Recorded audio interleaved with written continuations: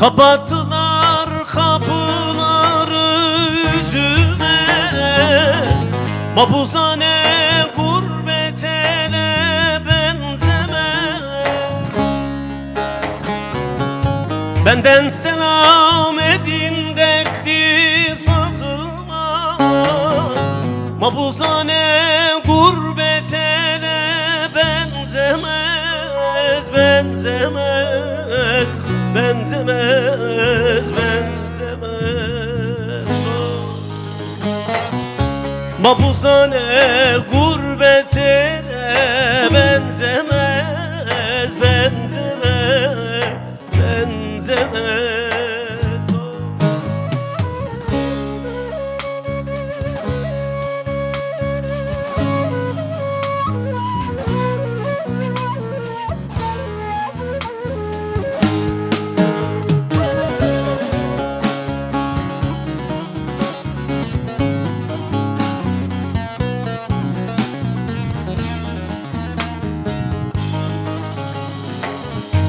Ne karaymış alnımdaki yazılar, ah dedikçe ciğerlerim sızlar. Arkamdan ağlıyor körpe kuzular, mahpushane gurbete de benzemez, benzemez, benzemez, benzemez dost.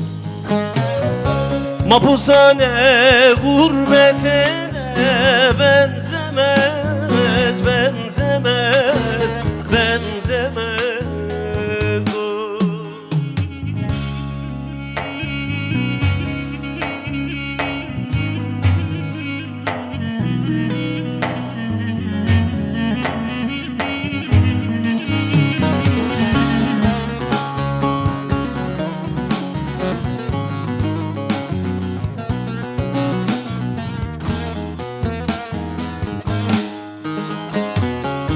Akarsuyum coşar ise sel olur, dolanır savraya durgun gel olur.